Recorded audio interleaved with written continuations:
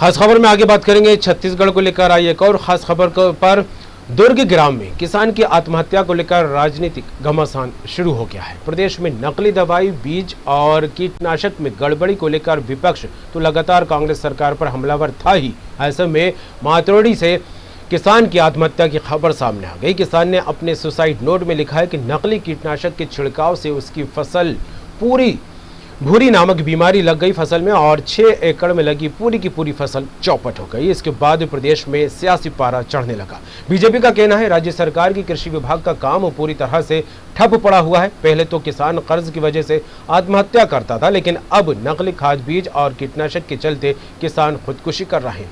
बहुत ही शर्मनाक मामला है। इस को लेकर कृषि मंत्री का कहना है कि किसान की आत्महत्या दुखद है, मामले में हम पूरी जांच करवाएंगे। वहीं उन्होंने पिछली रमन सरकार पर आरोप लगाया। चौबे ने कहा कि हमने नकली दवा की जांच के लिए 15 साल पहले ही आवाज उठाई हुई थी। 15 साल से जो नकली खाद और दवाइयों का बाजार बना हुआ है, उसे तोड़ने में थोड़ा समय तो लगेगा।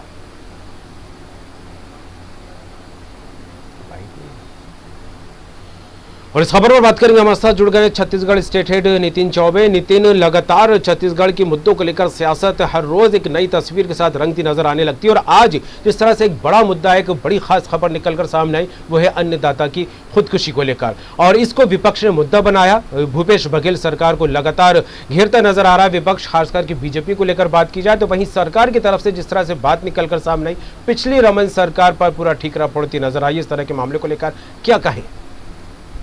देखिए, निश्चित तौर पे कल हुई घटना किसान की आत्महत्या को मामले को लेकर एक नया ही मोड़ दिया कि किसान ने नकली दवा के छिड़काव की वजह से आत्महत्या करी, जिसमें उसकी 6 एकड़ की पूरी फसल बर्बाद हो गई और अपने सुसाइड नोट में उस बात को वो लिखकर खत्म हुआ। उसके बाद से लगातार विपक्ष इसको घेरने की तैयारी में लग गया। उन्होंने कहा कि सरकार का जो पूर्व कृषि मंत्री है बृजमोहन अग्रवाल, वो साफ तौर पे सत्ता पक्ष को घेरते हुए नजर आ रहे हैं कि सरकार का पूरा तरह से काम, जो कृषि का काम है, वो ठप पड़ा हुआ है। सहकारी समिति से सब्सिडी में जो खाद बीज मिलना चाहिए वो किसानों को नहीं मिल रहे हैं। मजबूरीवश उनको बाजार से खरीदना पड़ रहा है और बाजार से कई जो दवाइयां हैं, जो खाद बीज हैं, वो नकली मिलने के कारण किसानों को नुकसान का झेलना पड़ रहा है। और आज इसका अंजाम ये कि दुर्ग के इस रानीतरी गांव में किसान को इस वजह से आत्महत्या करना पड़ा। और भी कई किस्म के इल्जाम लगातार पूर्व कृषि मंत्री बृजमोहन अग्रवाल सत्ता पक्ष को लगा रहे हैं।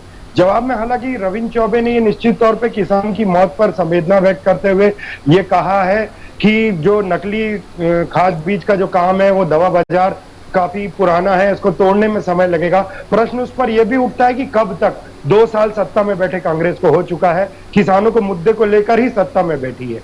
उसके बावजूद अगर हम बात करें तो उसके बाद गृह मंत्री भी किसान पीड़ित किसान के घर पहुंचे हैं, नगरीय प्रशासन मंत्री शिव डहरिया पहुंचे, कृषि मंत्री पहुंचे हैं। 4 लाख के मुआवजे की घोषणा भी हो गई किसान के लिए, लेकिन क्या मुआवजा उसकी जान की कीमत हो सकती है?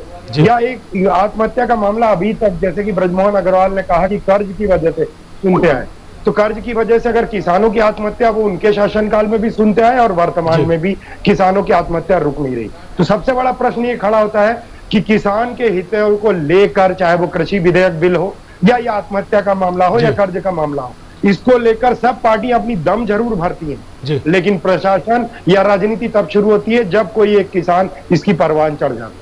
बिल्कुल नितिन, किसान देश की सियासत का एक बड़ा मुद्दा शुरू से ही रहा है, चाहे खाद की बात हो, कीटनाशक की बात हो या बीज की बात हो या फिर समर्थन मूल्य को लेकर बात की जाए। जिस तरह से छत्तीसगढ़ में लगातार सत्ता पलट हुआ, उसके बाद से समर्थन मूल्य पर सियासत लगातार जो है परवान चढ़ती दिखाई दी। केंद्र सरकार और राज्य सरकार के बीच तालमेल बनता दिखाई नहीं दिया। उसके बाद भी हू हल्ला काफी देखने को मिला, जमकर राजनीति हुई। और ऐसे में किसान आत्महत्या को लेकर बात की जाए, सरकार किसी की भी आई हो या ना हो, तो किसान आत्महत्या भी एक बड़ा मुद्दा रहा है। तो क्या लगता है इस तरह से अन्नदाता को एक बड़ा सियासी मुद्दा बनाना कहां था उचित है? देखिए, निश्चित तौर पे देश की सरकार हो या प्रदेश की सरकार, किसानों के बल पे ही सरकार बनते और बिगड़ते देखी है अभी पिछले दिनों हम लोगों ने। और निश्चित तौर पे हर राजनीतिक पार्टी के लिए किसान एक अहम मुद्दा रहा है और किसानों को ही अपना हितैषी बनाने में ये तमाम राजनीतिक पार्टियां अलग अलग आंदोलन करती हैं। अभी कृषि विधेयक बिल को लेकर छत्तीसगढ़ में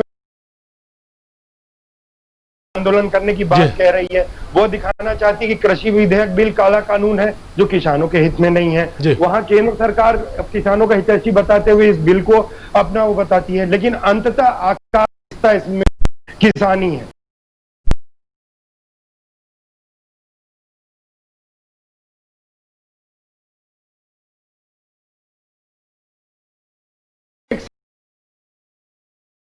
निर्धारित होना चाहिए कि इनके समर्थन मूल्य पर कब फाइनल ठप्पा लग जाएगा, या इनको नकली खाद बीज की कंपनियों पर कब पूरी कार्रवाई होकर पूरे देश और प्रदेश से इसको उखाड़ फेंक दिया जाएगा, या कार्रवाई में कुछ ऐसी दंड संहिता है कि कोई भी किसानों को नकली खाद बीज बेचने से पहले सोचे। तो निश्चित तौर पे कोई ऐसा एक्शन प्लान किसी भी सरकार की तरफ से नजर नहीं आता कि जो किसानों के हित में हो, केवल अपने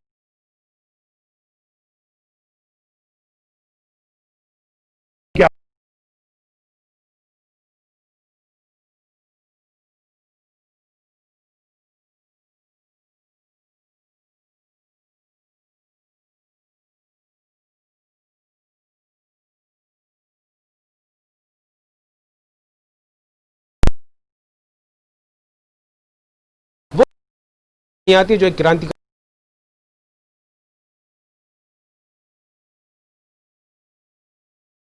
देखने वाली बात होगी। इस किसान की आत्महत्या को लेकर जिस तरह से विपक्ष ने इसको मुद्दा बनाया, छत्तीसगढ़ की सियासत आगे किस रंग में रंगती नजर आती है। जुड़ने के लिए, तमाम बात के लिए नितिन आपका बहुत बहुत शुक्रिया। तो छत्तीसगढ़ में किसान की आत्महत्या के बाद बीजेपी ने इसको मुद्दा बनाया है, सरकार पर जमकर निशाना साधा है। तो सरकार का साफ तौर पर यही कहना है, नकली खाद बीज या कीटनाशक की बातों इसको लेकर जब हम विपक्ष में थे, 15 साल बीजेपी की सरकार छत्तीसगढ़ में रही है, तब हमने इसको लेकर आवाज उठाई थी।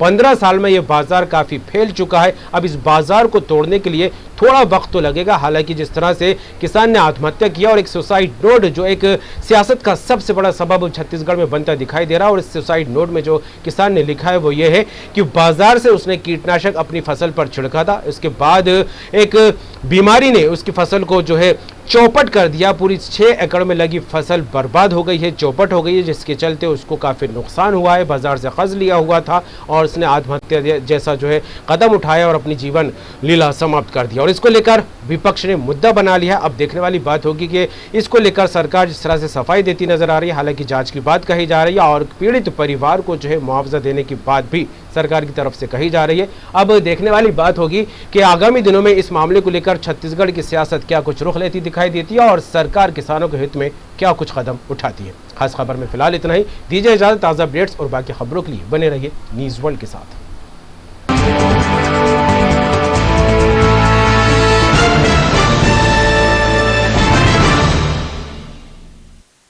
इस कार्य